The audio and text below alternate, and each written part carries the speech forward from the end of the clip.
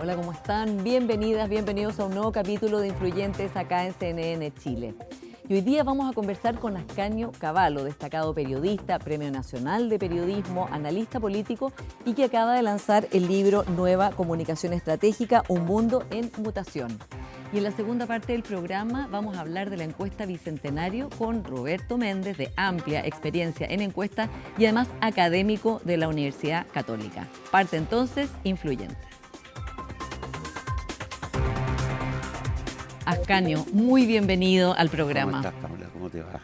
Mucho gusto verte. Sí, bueno, y tu libro toca, por supuesto, el nudo central o uno de los grandes temas principales son las crisis, ¿no? El manejo de las crisis y cómo se deben abordar en las distintas instituciones en que les pasa una crisis de envergadura.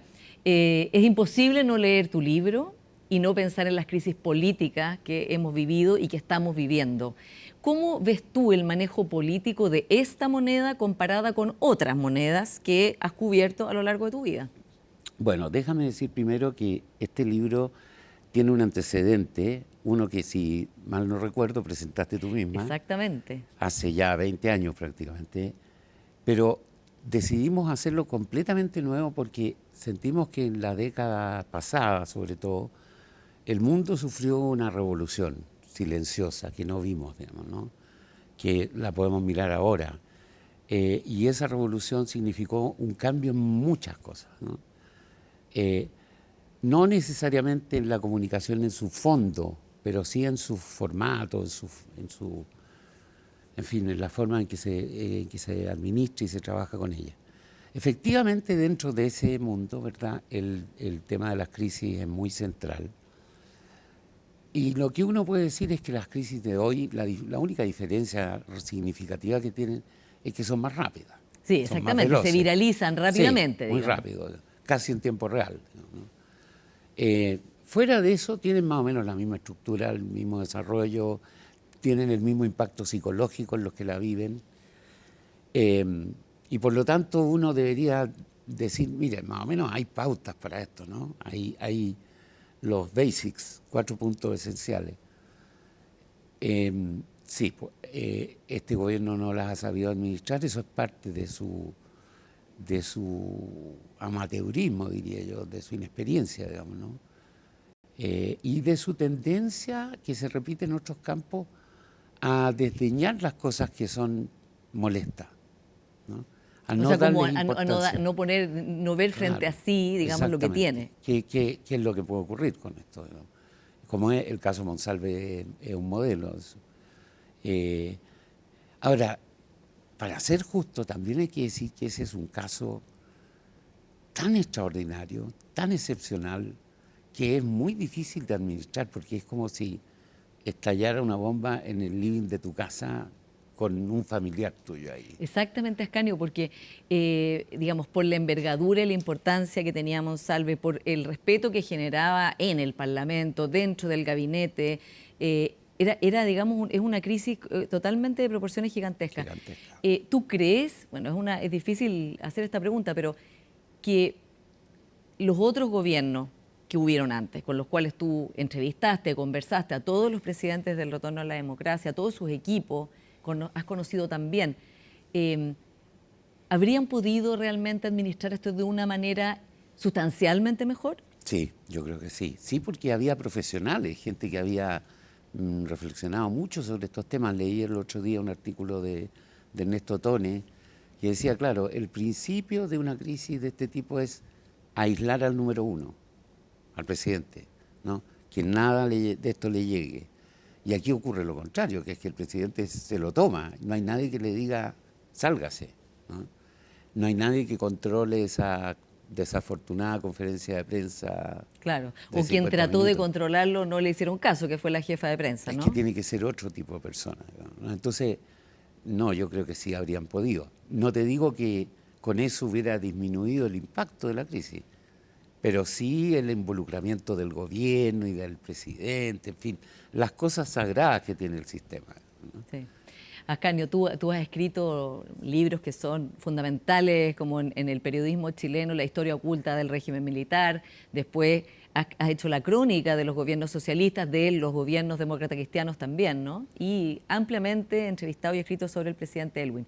Cuando uno lee tus libros y ve la envergadura de las crisis que habían ahí, ¿no? O sea, no sé, ejercicios de enlace, Manuel Contreras, digamos, encerrado en un fondo, que no quería entregarse.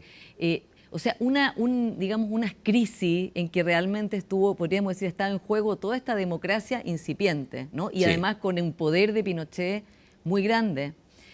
¿Por qué esto parece, o en el fondo desata una idea de que esto es tan grave como eso, ¿no? Cuando realmente quienes vivimos esa época sabemos que lo que pasó allí es de una gravedad mucho más importante? No, yo creo que lo hace grave es el mal manejo, digamos, ¿no? La sensación de que se abrió un vacío y nadie lo está pudiendo controlar y contener. Yo creo que en esos años había una conciencia más fuerte de lo delicado que era el balance democrático, ¿no? Tenías amenazas. Estaba desde luego la amenaza de Pinochet, pero no nos olvidemos que estaba también la amenaza insurgente, por así llamarla, ¿no? El Frente, el MIR, en fin, había por lo menos 3 grupos grandes armados. O sea, había la sensación de que esto era una cosa que había que cuidar. Yo creo que perdimos esa sensación, ¿no? No la perdimos ahora con este gobierno, sino durante los años 2010 probablemente. El esfuerzo que ya nadie niega de derribar al presidente Piñera en octubre del 2019, ¿verdad? Es una muestra de que se perdió esa conciencia de lo delicado que es este aparato que llamamos democracia, ¿no? Claro, bueno, y también hay una generación nueva gobernando en el Parlamento que no tiene ese recuerdo, como en su vida, de haber vivido en una dictadura y haber vivido también, digamos, en su vida adulta, en la transición a la democracia, lo que significó y luego la diferencia, ¿no? Claro. Desde ese punto de vista, Ascanio, también con tu experiencia entrevistando, conociendo a tantos presidentes con los cuales además has hablado en momentos muy complejos, recuerdo el presidente Piñera que te llamó, digamos, en el momento del estallido social a conversar de manera más reservada, ¿no? Y a otros analistas importantes. ¿Tú ves en el presidente Boric un aprendizaje sobre la presidencia, entendiendo desde luego que llegó a otra edad y con otra experiencia vital que todos los presidentes desde el retorno a la democracia? Es imposible no ganar experiencia, imposible, ¿no? Porque la posición del presidente en Chile, como en otros regímenes presidencialistas, es tan eminente que hay cosas en las que nadie te acompaña. Nadie tiene la misma experiencia que tú, ¿no? Cuando te llama, no sé, Macron o Putin, ¿no? Nadie más puede compartir esa misma experiencia.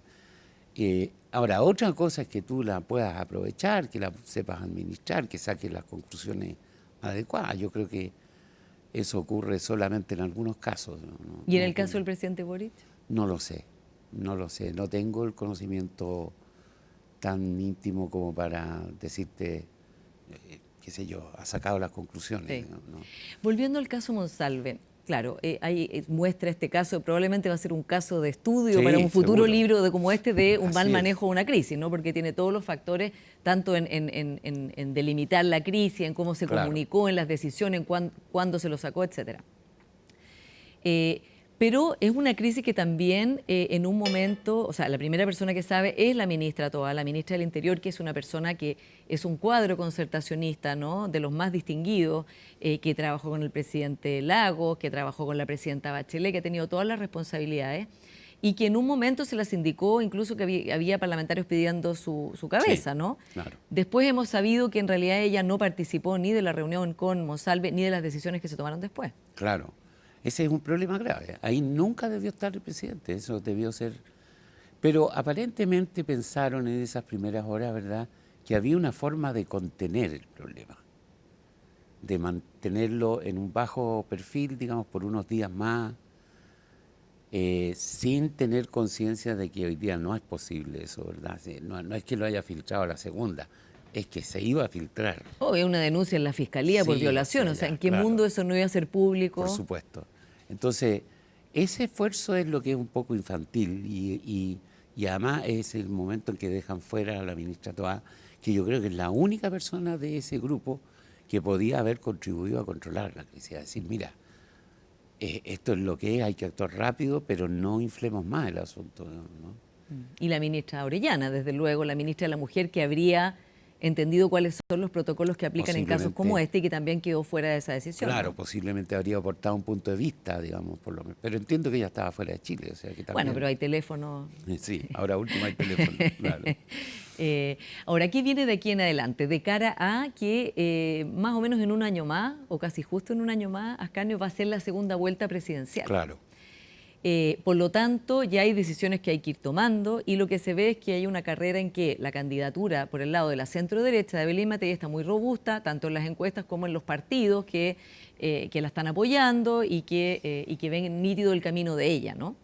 Pero por el lado de la centro-izquierda y de la izquierda no hay claridad todavía. ¿Tú crees que es un problema que a esta altura no haya claridad sobre esa candidatura? Es un problema, es una desventaja innecesaria, por así decirlo. Pero un año es una cosa rara en estos tiempos, ¿no? Es mucho por un lado y es poco por otro. O sea, para prever lo que va a ser esa carrera es mucho tiempo. Pueden pasar muchas cosas de aquí en un año. Pero para preparar a quienes van a correr finalmente es poco tiempo. Necesariamente tienen que ser figuras conocidas, ya no se va a poder apostar a caras nuevas, digamos, ¿no? Porque eso sería una aventura de muy alto riesgo. Y lo que reflejaron las últimas elecciones es que la última palabra no está dicha, ¿no? O sea que está abierta. Está abierta. Quizás un poco menos abierta que otras veces. La candidata de Chile Vamos tiene un mejor posicionamiento, parece más estable, como tú dijiste, los partidos están como detrás de ella, digamos, ¿no?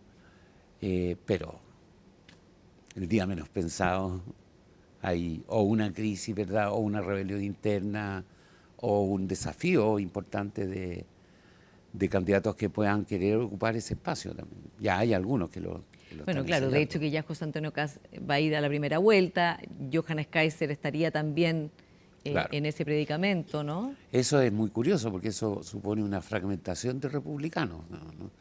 Pero eso puede ocurrir con cualquier otro partido, no está garantizado que... Ahora, si hay que hacer las predicciones hoy día, claro, tiene todas las ventajas que las encuestas revelan.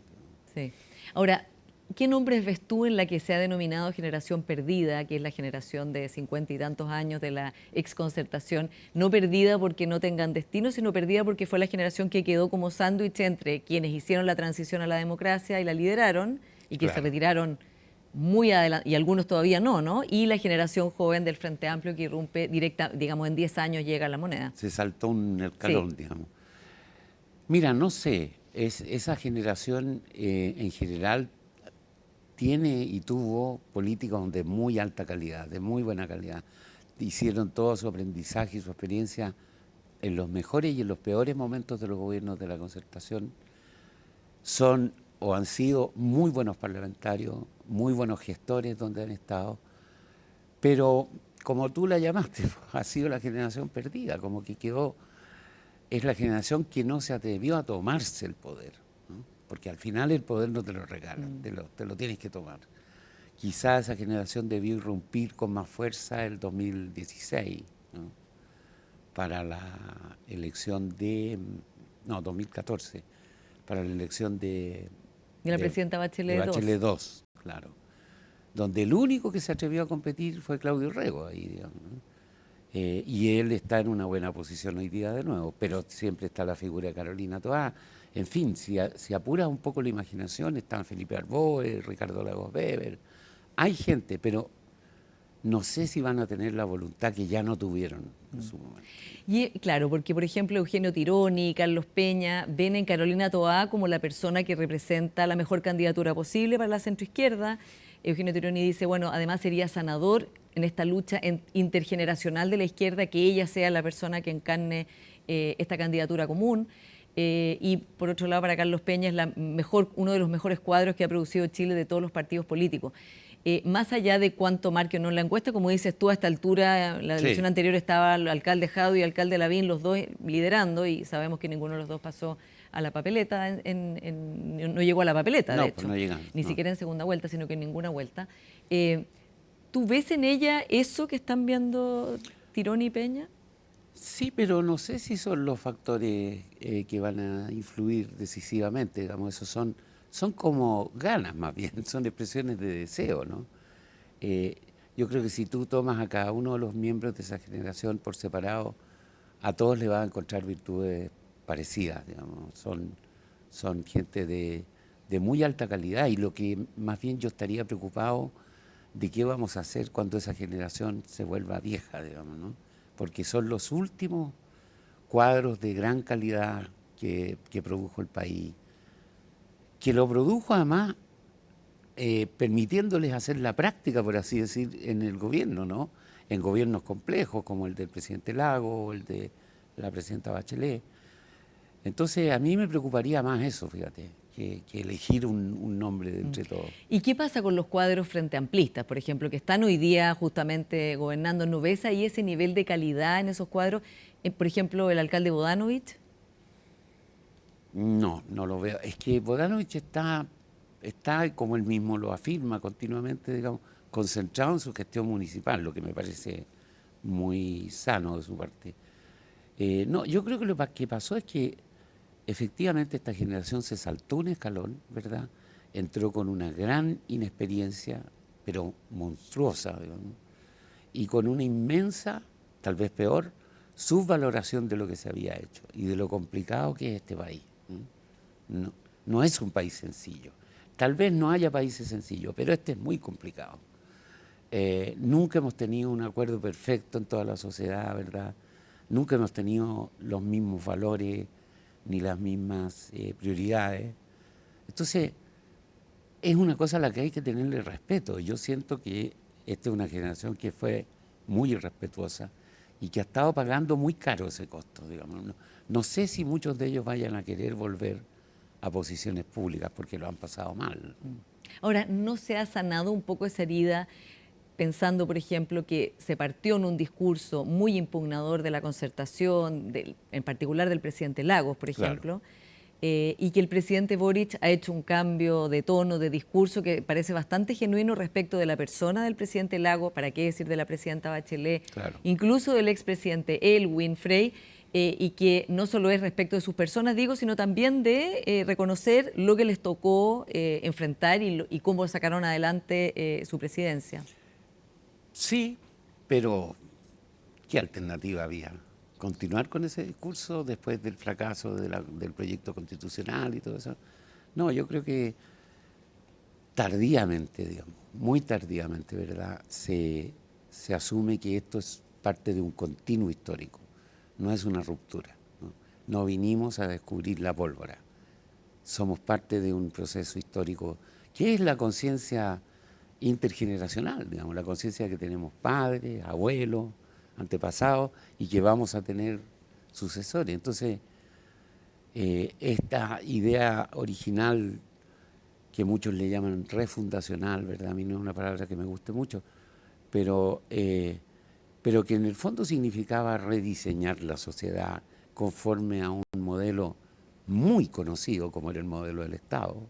No estaban inventando nada nuevo, pero tenían esa sensación, ¿no? En algunos casos abierta y en otros casos como solapada, disimulada. Yo creo que eso cambió en esta generación, pero tengo mis aprensiones sobre el estado en que van a quedar muchos de sus después de esta experiencia. Porque ha sido una experiencia muy, muy sí, dura. Por supuesto, y el poder además, y en circunstancias bien desfavorables a veces, claro, ¿no? Con la dificultad, que es otro tema que quiero que conversemos, de llegar a acuerdos y de un Parlamento en que está siendo muy difícil lograr aprobar prácticamente nada. Tú que has visto todos los parlamentos desde el retorno a la democracia, desde que partió esto, ¿cómo ves este Parlamento y la posibilidad de que entonces algo se pueda lograr cuando finalmente la adversarialidad, la estridencia y el bloqueo parecen ser las dinámicas que dominan? Bueno, digamos que este Parlamento es el resultado de unas muy, muy malas reformas políticas que se hicieron en el gobierno de Bachelet 2. ¿Era mejor el binominal? Yo creo que en muchos sentidos sí era mejor, era más ordenador, pero no lo voy a defender porque probablemente era insostenible para el momento histórico. Lo que pasa es que la reforma fue hecha pensando en cambiar el binominal, pero no pensando en lo que iba a producir, ¿no? En esta hiperfragmentación, que por lo demás es una situación mundial, tampoco es local. Tendríamos que haber sido capaces de prever eso. Tendríamos que haber sido capaces de prever que el número de parlamentarios por distrito no podía ser el que es, ¿verdad? Porque eso significa que al final salen elegidas personas con 1000 votos. Claro. ¿No? Hay que hacer esa reforma porque si no, no va a funcionar el país. ¿Y se ve complicada la reforma que complicado. presentaron, digamos, un acuerdo, senadores desde el Partido Socialista hasta la UDI, pero que ahora está siendo bombardeada por todos lados, por los mismos diputados incumbentes que no quieren por los partidos chicos, la mayoría de ellos, no todos, y también por los politólogos, que hay muchos que están bastante en desacuerdo. Pero parece ser el único acuerdo posible en que por lo menos hay un espectro de partidos que estarían de acuerdo. Claro, lo que pasa es que el desacuerdo de los politólogos yo creo que tiene que ver con que el proyecto actual no ataca la cuestión central que son los pactos, ¿no? Si tú no prohíbes los pactos, los partidos chicos van a seguir existiendo amparados por partidos más grandes. Nunca hubo pactos en Chile, hasta esta última ley. Y tienes que al mismo tiempo ponerle alguna traba a la recuperación del dinero. Pues tú haces campaña y te devuelven plata. Claro, entonces un incentivo a tener la O sea, pyme personal, claro. Si haces bien el diseño, se convierte en un negocio. Ahora, ¿tiene viabilidad de sacarse esto en este periodo? Porque digo, lo que acabo de decir, o sea, se ve que está recibiendo fuego de todos lados. Es difícil, pero al gobierno le vendría muy bien. Yo creo que el gobierno tiene un gran incentivo para hacerlo. Entre otras cosas, fíjate que su partido, el partido del presidente, se unificó.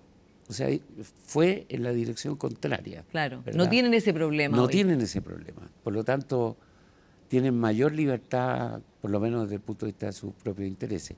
Claro, hay muchos en la coalición que son partidos chicos y que, o sea, ¿acaso no vamos a esperar que se defiendan? Sí, se van a defender. Por supuesto. Y para el socialismo democrático, Ascanio, ¿cómo lo ves, o sea, de cara a hacer una federación de partidos, dicen algunos, o que el Partido Socialista, digamos, el PPD se fusione con el Partido Socialista y otros partidos más chicos, y sobre todo de cara a que, o sea, no le fue mal en las elecciones municipales y regionales, ¿no? No, nada. Para nada de mal.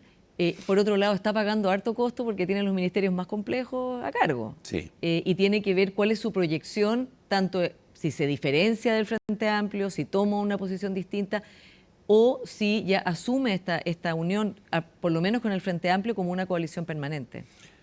Claro, lo ideal es que se fusionaran todos, pero eso ha sido dificultado a lo largo de los últimos 30 y algo años por el hecho de que casi siempre el Partido Socialista ha querido tener la hegemonía, digamos, ¿no?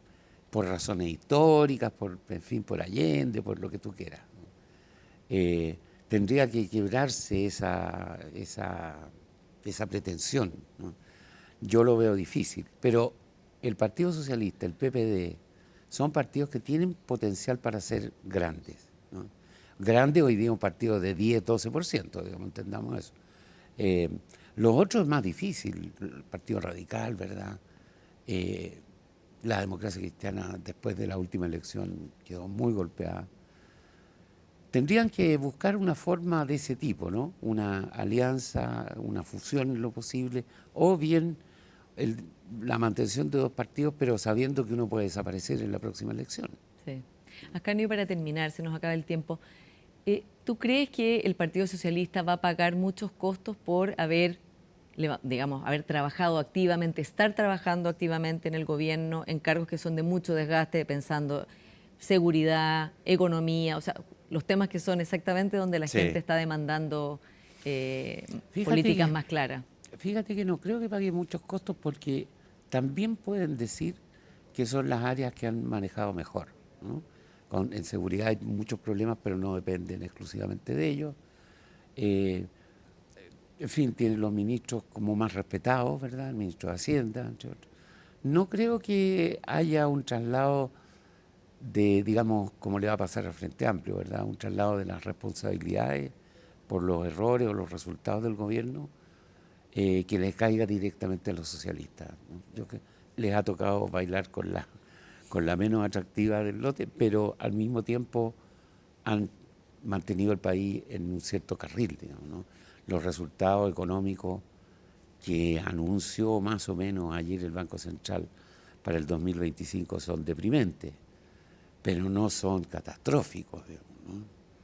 Vamos a tener un muy mal año y el conjunto del periodo de gobierno va a ser muy malo, promediado, pero bueno, no fue un cataclismo, digamos, no fue la Unidad Popular, por así decirlo. Entonces, no, yo creo que no van a pagar un gran costo, fíjate. Y por último, Ascanio, mucha gente piensa que el presidente Boric va a volver a ser presidente. ¿Tú crees que va a ser así? Eso sí que es adivinanza.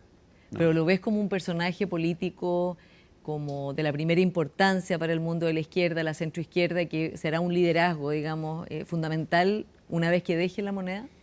Es que un expresidente en Chile es una figura, digamos, en cualquier parte, ¿no? Les llamamos presidente, sí. Les seguimos llamando presidente después que se van. No, claro, va a tener seguramente un papel, una presencia, pero es muy difícil decir cuál es el nivel de esa presencia. Y veremos, lo leeremos en los próximos libros, investigaciones tuyas, ojalá, Ascanio. Muchas gracias por esta conversación. Muchas gracias a ti, Paula. Vamos a ir a una pequeña pausa y ya seguimos con más influyentes. Y recuerden, viene Roberto Méndez a hablar de la encuesta Bicentenario. Espérennos.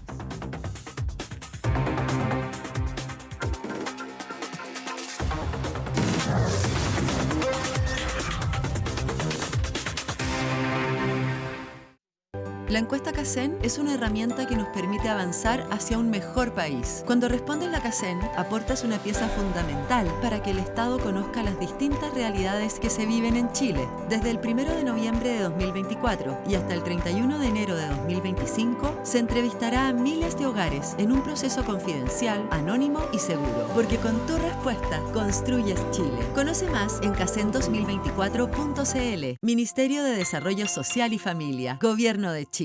Chile avanza contigo.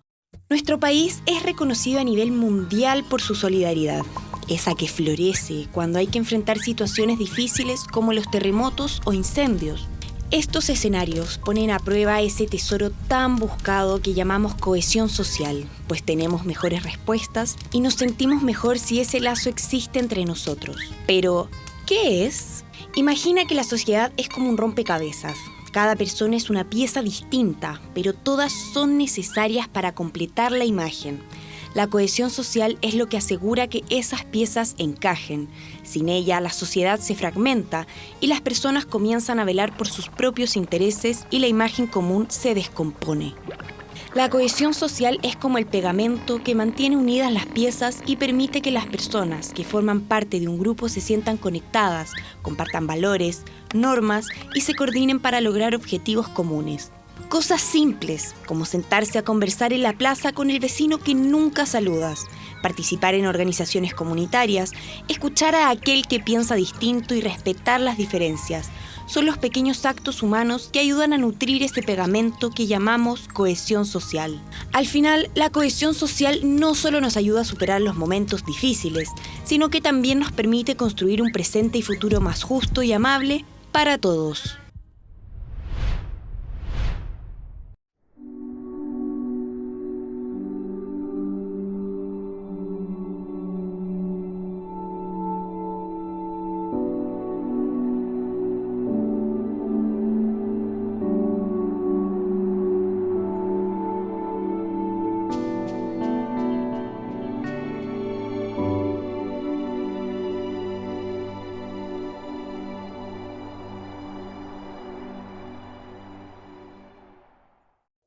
Este domingo, aquí se debate en CNN Chile.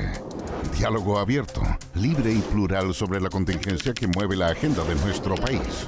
Todo bajo la conducción de Mónica Rincón. Debatimos sobre la contingencia política y las proyecciones para el 2025 con los diputados Tomás Hirsch, Kael Yomas, Andrés Juanet y Cristian Moreira. Domingo, 22 horas, CNN Chile. Siempre.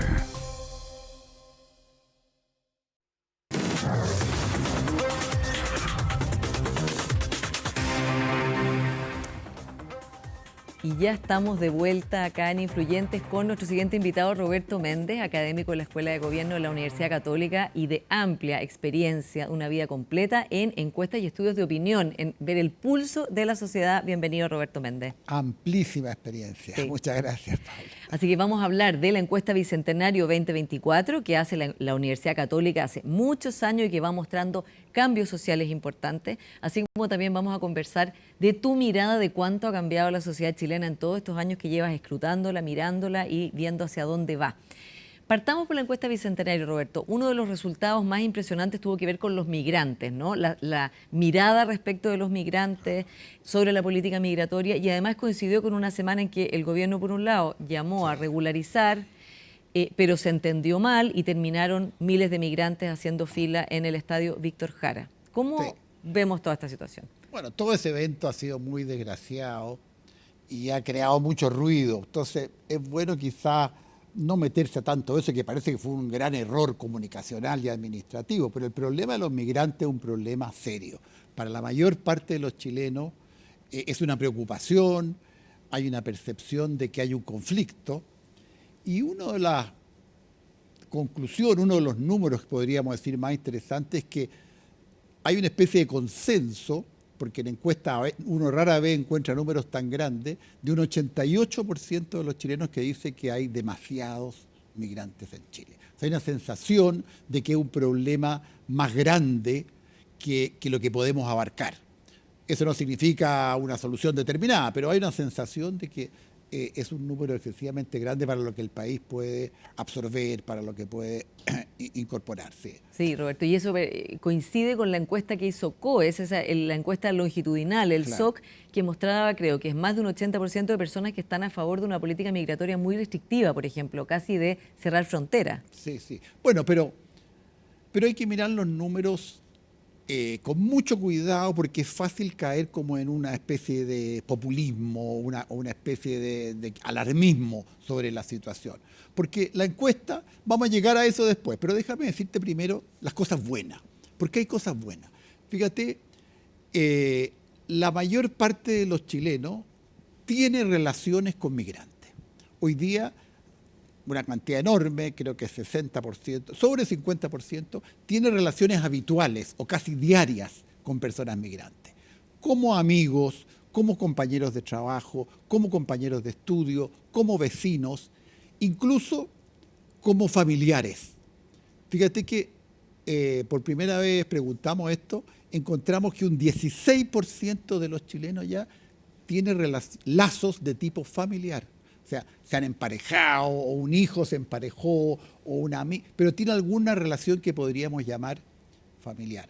Lo cual habla de un proceso migratorio que, si no fuera por el otro problema, es un proceso migratorio exitoso. Lo que muestra una población migrante que se ha integrado. Claro, que es parte ya de la sociedad, que es parte, ¿no?, de la sociedad, que tiene trabajos, que tiene lazos, ¿no es cierto? No lo que ha pasado en algunos países europeos, en que los grupos migrantes se van a vivir a guetos, aislados, y no tienen relación con el resto de la sociedad, sino que solo relaciones entre ellos. Aquí, porque el tipo de migrantes que hemos tenido a lo mejor es culturalmente más parecido, incluso étnicamente más parecido a nosotros, se ha producido este fenómeno de una integración que uno podría llamar exitosa. Yo lo uso con cuidado porque sé que mucha gente se escandaliza. Exactamente. Me imagino esto políticamente te va a llegar mucha crítica. Me van a llegar muchas críticas. Bueno. Pero digo, es importante decir las cosas como son también. Es importante decirle, porque si no es fácil meter miedo, es fácil decir. También debo decir que una mayoría de los chilenos que tienen estas relaciones de todo tipo ya con estas personas migrantes afirman que la calidad de sus relaciones son buenas. Que son buenas relaciones, que no son conflictivas, que no han tenido problemas. Hay sí un grupo pequeño que sí ha tenido problemas y desgraciadamente, sobre todo en los últimos 3 años, esto ha ido creciendo. O sea, todavía mayoritariamente es buena, pero ha ido creciendo, por eso yo digo que hay un tremendo riesgo. ¿Cuál es la parte difícil? ¿Cuál es la parte compleja? La parte que crea también tanto ruido. Es que específicamente después de la pandemia, porque uno ve la encuesta bicentenario de la Gracia, que año tras año, tras año, tras año, ¿no es cierto? Uno mide las cosas. Claramente aparece un fenómeno que es después de la pandemia, en 2021, 2022, 2023, se ha ido incrementando, que se empieza a asociar migrantes con bandas delictuales. Migrantes y bandas delictuales, a tal punto que para algunos sectores es como un sinónimo. Migrante igual banda delictual. Y cuando se empieza a producir esa relación, entonces se pone muy conflictiva. Claro. Uno experimenta, o entonces empieza a haber personas que tienen miedo y empieza a haber personas que manifiestan rechazo de que hay que echar a todas las personas del país y, por supuesto, controlar estas bandas. Entonces, bueno, todo eso está presente. ¿Cómo el país se enfrenta, yo creo, una situación que es muy difícil, porque tenemos esta enorme población, que en total las personas migrantes, si tomamos los últimos 7 años del 2000, ha entrado más de 1 millón de personas, 1,5 millones. Pero hoy día tenemos esta situación de 200.000 aproximadamente migrantes que están irregulares, que entraron por pasos no habilitados, que entraron, sobre todo en el periodo de la pandemia, hubo mucho de eso, pero que están integrados, que están trabajando. La mayoría de ellos necesita regularizar su situación. ¿En qué sentido regularizar? Es una palabra difícil, regularizar, porque también explota. Bueno, regularizar es poner de acuerdo a la regla. Claro. Que sea posible manejarse legalmente. Claro, ¿no es que cierto? puedan trabajar sin que puedan trabajar. haya un riesgo para el empleador, de hecho. Y que incluso los puedan controlar en caso que cometan delitos. En fin, regularizar es una cuestión que no tiene alternativa. O sea, si el Chile quiere controlar, tiene que tener regularizado al total de las personas que viven adentro, en el estatus que sea, pero regularizado. Dejarlo fuera de la ley es una cuestión imposible. En ese sentido, Roberto, tu visión entonces es más bien proclive a lo que el gobierno está proponiendo, que es regularizar a personas que se han hecho el empadronamiento biométrico, que digamos, tienen trabajos o familias y que quieren hacer su situación regular. Yo fíjate, soy partidario de eso. Sí, debo decirlo que sí, porque no hay alternativa. O sea, tenemos 200.000 personas que, fíjate, que se han integrado, son los que voluntariamente se enrolaron, claro, se autodenunciaron, porque eso fue parte del trato, se autodenunciaron que habían entrado en forma irregular, ¿no es cierto?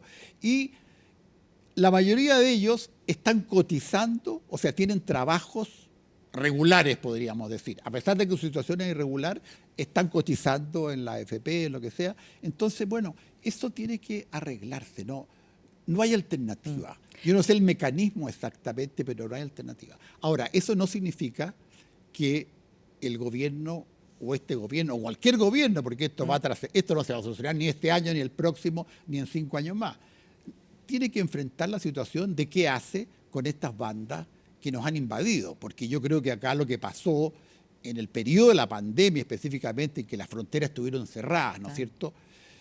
Se metieron estas bandas disfrazadas como migrantes, pero no son migrantes. Entonces es muy importante que haya una política de gobierno que sea capaz de controlar, identificar, controlar, encarcelar, y si es posible a esas bandas naturalmente que expulsarlas del país. Son grupos que han venido al país a delinquir y eso no puede ser. Pero si se produce esta igualdad entre inmigrantes y que son lo mismo que las bandas delictuales, vamos a tener una situación tremenda que se va a infiltrar en la política, como ha sucedido en Europa, como ha sucedido en los Estados Unidos, en que básicamente el eje que divide a la política es si tú estás contra los migrantes. Claro. Bueno, y de hecho, Roberto, ya ha pasado. El mismo plan del gobierno de regularizar a estos migrantes que decíamos, ya ha enfrentado, hay una, digamos, un total rechazo por parte del Partido Republicano, Pero además, dentro de Chile Vamos había un debate, ¿no? El diputado Longton versus Antonio Walker, presidente de la Sociedad Nacional de Agricultura, que está a favor de esto y dice que es lo que hay que hacer, que de hecho necesitan esa fuerza laboral para poder hacer sus cosechas, ¿no? Y por otro lado, entonces están peleando, y él fue ministro del gobierno del expresidente Piñera. O sea, una pelea dentro de la misma derecha respecto de la pertinencia de esto. ¿Cómo se entiende eso? Bueno, es que ese es un tema que nos va a dividir por mucho tiempo. Y, mira, yo creo que es bueno que se produzca una división que cruce las fronteras políticas. Por que no sea izquierda-derecha. Que no sea la izquierda está por los migrantes y la derecha está por... Yo creo que eso es muy malo para la discusión política, promueve este populismo antimigración, que fue un término que usó Carlos Peña, que me parece muy adecuado, ¿no es cierto?, que está marcando los sistemas políticos en tantas partes del mundo. Afortunadamente en Chile, lo que dice la encuesta Bicentenario es que en Chile ese eje no se ha producido. No es que los chilenos estén divididos ya de esa manera, que hay una izquierda pro-migración y una derecha anti-migración. Eso no se ha producido y yo creo que tenemos que evitarlo en la medida de lo posible. Hay muchas personas. La Iglesia Católica, yo soy profesor de la Universidad Católica, claramente ha planteado también unas razones humanitarias. Dice el Evangelio, fui forastero y me recibiste. Así se llama el documento que escribió los obispos recién. Fui forastero y me recibiste. Está en el Evangelio, es como nos van a juzgar el día de mañana. Ahora, ¿cómo va a afectar esto a Chile Vamos y a Evelyn Matei en particular, la candidata, por supuesto, que lidera las encuestas hoy día del sector de la centro-derecha, cuando para el Partido Republicano, para los partidos más a la derecha del Partido Republicano todavía el eje antimigrante es uno principal y que van a empezar a empujar hacia políticas que también sean más restrictivas de la migración o más vistas como antimigrante hacia ella, ¿no? Bueno, es que yo creo que el eje antimigrante no es un eje mayoritario. Si yo tuviera que aconsejar a los candidatos presidenciales, no es un eje mayoritario. No se dejen engañar por eso.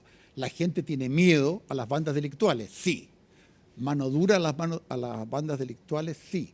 Pero esto que la 60% tiene buena relación con los migrantes, que tiene parientes, que tiene amigos, que tiene compañeros de trabajo, sectores empresariales que necesitan la mano de obra, pero eso es una parte nomás. Bueno, todo eso nos habla de una sociedad mucho más compleja con respecto a este tema. Entonces yo creo que hay que leerse con mucho cuidado la encuesta bicentenaria para entender y no caer en esa trampa. Algunos sectores políticos extremos van a plantear esta dicotomía, pero es una dicotomía que afortunadamente no representa la mayoría. O sea, el Partido Republicano o Kaiser están equivocados. Si plantean su plataforma política es esa, no a los migrantes, pero es que tampoco se entiende muy bien qué significa eso, que echar a la gente al mar, ponerla en un barco, no sé. Pero si su plataforma política es una política antimigrante, yo creo que no van a tener el apoyo mayoritario. Bueno, y está también, esto es un tema global, o sea, recordemos que Donald Trump ha dicho que va a devolver a México 10, 20 millones de mexicanos, algo que se sabe que es imposible. Imposible. En términos económicos, en términos logísticos, y que por lo demás sería un daño a la propia economía norteamericana porque todas esas son personas que trabajan y contribuyen. Pero va creando una idea, ¿no? Vamos a echarlos a todos, vamos a sacarlos de Estados Unidos y vamos a hacer América great again. Échenlos ahora. Me acuerdo ahora, había un letrero en las campañas de Trump, me acuerdo en inglés, pero échenlos ahora, o sea, sacarlos a todos para afuera. Pero el problema, oye, es muy complejo. Yo creo que la migración va a ser el gran desafío de la humanidad en el siglo XXI. O sea, no es un problema de Boric, ni va a ser de Matei. Este es un problema que va a acompañar el mundo por mucho tiempo. Hoy día se estima que hay 150 millones de personas aproximadamente en el mundo en esta situación de tránsito, pasando de una sociedad a otra, y hacia fines de esta década se estima que va a ser 300 millones de personas. Entonces, son masas humanas moviéndose, trasladándose, y claro, las sociedades no están preparadas todavía para enfrentar esto. Sí.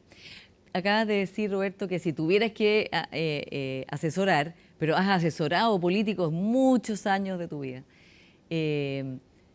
con estos resultados de la encuesta bicentenario y esta lectura que es bien distinta, como decíamos, de lo que a lo mejor en el discurso político es más estridente hoy día, ¿Qué crees tú que debieran fijarse quienes quieran ser presidentes en el próximo año, ser candidatos y candidatas, de manera de lo que está demandando hoy la sociedad chilena, en 5 años en que además la misma sociedad chilena ha ido cambiando harto, ¿no? Y respecto de todas las elecciones anteriores?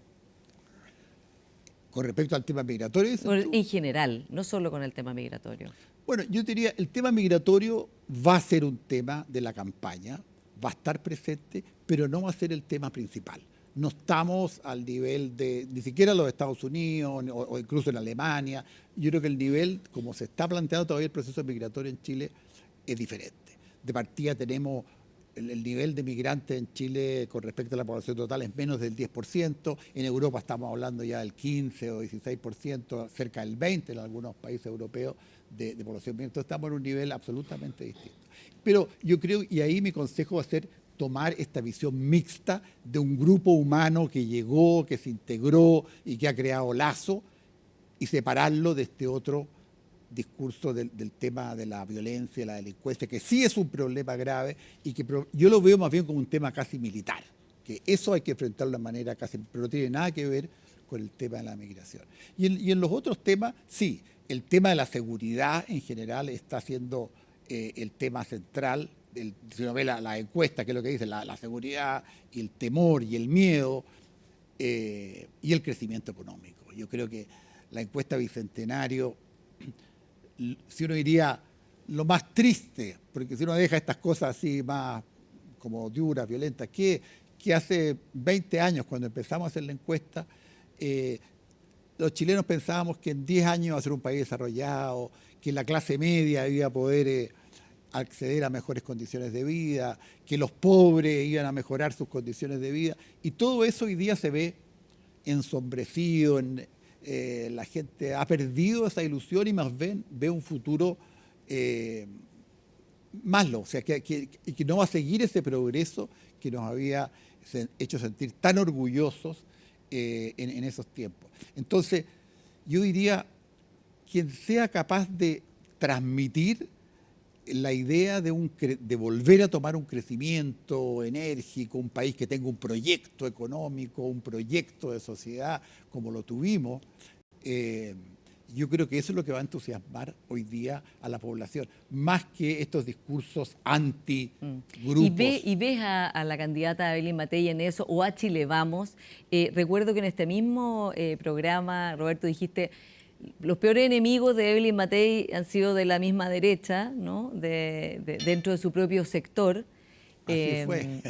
¿Cómo la ves a ella de cara a enfrentar esto y a tener un proyecto claro que proponer a la ciudadanía, ya que es la que se ve mejor aspectada, aunque también, como comentábamos con Ascanio Cavallo, en la última elección, digamos, cuando era a esta altura, estaban liderando 2 personas que no llegaron ni siquiera a primera vuelta? No, evidentemente. Bueno, yo sigo sosteniendo que el gran riesgo de Evelyn Matei está en su propio sector. Yo creo que nunca, yo diría que en la historia de Chile, ya no puedo decir tantos años atrás, pero en la historia de Chile, yo creo que nunca en una elección a esta altura la derecha había estado mejor aspectada en términos de encuesta, de intención de voto, esta candidata tan fuerte, ¿no es cierto? Nunca. Pero también es cierto que nunca este sector que podríamos llamar la centro-derecha había estado tan disgregado, tan disperso y con posiciones tan contrapuestas como estos que dices tú, en temas tan específicos como el tema de la migración. Pero yo creo, yo no he hablado con ella, es lo que yo he escuchado a través de los medios, pero yo creo que ya no se ha comprado esta idea de la mano dura antimigratoria, como que esa vaya a ser su propuesta política. Sí, pero ella lo separa muy bien. Ella separa el tema de la delincuencia, el orden, recuperar las ciudades, recuperar los espacios públicos. Ese discurso de la seguridad yo creo que sí hace mucho sentido y yo creo que ella lo está desarrollando muy bien. Y las últimas cifras de la encuesta se ha visto que más bien se ha fortalecido que se ha debilitado. Entonces, yo creo que lo está haciendo muy bien, pero evidentemente que si ya no hay 3 derechas, hay como 4 derechas. Si uno empieza a mirar cuántos grupos de derecha hay, los Kaiser, ¿no es cierto?, el Rojo Edward, por otro lado, el Partido Republicano, todos los otros partidos que se dividen, hasta el ¿cómo se llama? Los partidos chicos de la derecha están teniendo divisiones internas, ¿viste? Esta elección que tuvieron hoy En Evópolis. en Evópolis, Sí. que fue una cosa vergonzosa. O sea, bueno, se ve como nunca de desordenado el sector de la derecha. Entonces yo creo que Evelyn tiene que mantener su postura moderada, pero también de que ella pone orden un poco en esa, hasta donde se pueda. Y desde la centroizquierda o la izquierda, ¿cuál de los candidatos o candidatas que han aparecido, quizás no tanto en las encuestas, pero sí en la opinión pública, crees que sería un rival más difícil para ella? Bueno, así, si uno lo mira así de un punto de vista general, obviamente que un candidato, mientras más moderado, mientras más represente a la concertación, a este socialismo democrático, como se ha llamado, mayores posibilidades va a tener. Si por el contrario el candidato de la izquierda fuera una persona más de los sectores más duros, del Frente Amplio, del Partido Comunista, probablemente eso va a producir menos. Entonces, yo creo que un candidato como Claudio Orrego, por ejemplo, hoy día, probablemente sería uno de los rivales más difíciles relativamente para ella. Pero la probabilidad de que la izquierda se ponga de acuerdo en un candidato de ese tipo, bueno, pero ella se puso de acuerdo para que fuera gobernador. Pero si eventualmente, claro, eso haría una cosa que aunque no ganara, por lo menos le diera un sentido de unidad o de proyecto a la izquierda. Así, lo que ha destruido a la izquierda ha sido esta incapacidad de ponerse de acuerdo desde cuando bajaron al lago, acuérdate tú, para poner a Alejandro Guillé, ¿no es cierto? Que no han sido capaces de dejarse de leer la encuesta y pensar en el proyecto político que quieren presentar. Sí. Y se los digo yo, que dejen de leer la encuesta y que hagan y piensen en su proyecto político que quieren presentar. En ese sentido, ¿se ha revalorizado los 30 años y en particular los 20 años concertacionistas? Definitivamente. Yo creo que la concertación sí, se ha revalorizado, y se le ha tomado un sentido a lo que produjo la concertación. Ahora estaba leyendo hasta el modelo neoliberal. Si uno lee a Sebastián Edwards, estaba leyendo el libro de él que escribió sobre los Chicago Boys. Bueno, hasta eso como ha sido repensado, que puede haber sido una cosa muy criticable de muchos aspectos, pero que produjo una revolución, una transformación en el país, que mejoró la calidad de vida definitivamente de miles de personas, sacó gente de la pobreza y produjo que Chile se transformara en el modelo de América Latina. Entonces, hasta eso aspecto de la concertación, que fue como la gran crítica que tuvo en un momento la izquierda, el Partido Comunista, que se habían comprado el modelo, hasta eso encuentro yo que está siendo revalorizado hoy día. Sí. Y en las personas, en la opinión pública, en la juventud, en los sectores que antes estaban más lejos de esto y que no vivieron esa época. Yo creo que también lo están revalorizando. Es cierto que no vivieron esa época, pero los jóvenes están en una postura dentro de este pesimismo, por ejemplo, que te hablaba de los sectores sobre el futuro de Chile. Los jóvenes están más pesimistas que los más viejos. Entonces los jóvenes están más dispuestos, creo yo, a buscar un liderazgo, algo que les diera unas opciones de un futuro más con más posibilidades de desarrollo, de aspirar a una vida diferente. Están mucho más dispuestos a irse. Uno ve en esta encuesta, es impresionante la cantidad de jóvenes que estarían dispuestos a abandonar el país para ir a buscar. Y poco dispuestos a comprometerse. Bueno, la tasa de natalidad, o sea, la expectativa de hijos, por ejemplo, está muy baja, ¿no? Sobre todo en los jóvenes. Si cambiamos un poco de tema sí. con respecto a eso, en la encuesta bicentenaria uno de los resultados también más sorprendentes es cómo ha disminuido, porque tenemos números a través de los años, la cantidad de jóvenes que está diciendo no quiero tener hijos, o quiero tener menos hijos, o quiero tener un hijo, o ninguno. Más del 20% de los jóvenes entre 18 y 29 años, creo que es el tramo, más del 20% dice hoy día que no quiere tener ningún hijo. O sea, renunció, puede que no lo cumplan, pero en este momento lo que dice que no quieren tener hijos. En fin, eso nos habla de una juventud muy desencantada con respecto al futuro, que no tiene un proyecto, porque los hijos son una proyección, un deseo de... Claro, y además que tendrá severas consecuencias demográficas, Severas. si es severa, y que además se relaciona justamente con el tema que hablamos antes, Roberto, que es la migración. Se relata la migración. Que mitiga en parte. esta baja natalidad. Si uno ve los nacimientos que están ocurriendo, porque todavía ocurren nacimientos en Chile, a pesar de que la curva viene así, un porcentaje grande, cerca del 20% de los niños que nacen en Chile son hijos de migrantes. O sea, se están paliando en cierta manera esto, porque si no estaríamos en una crisis demográfica mucho más grave que la que ya tenemos, que efectivamente ya tenemos una crisis demográfica. Roberto Méndez, muchos temas para pensar y para seguir analizando, así que muchas gracias por esta conversación. Muchas gracias, Paula. Ha sido un honor y una alegría estar aquí. Gracias. Y a ustedes, como siempre, muchas gracias por su sintonía y nos encontramos el próximo domingo.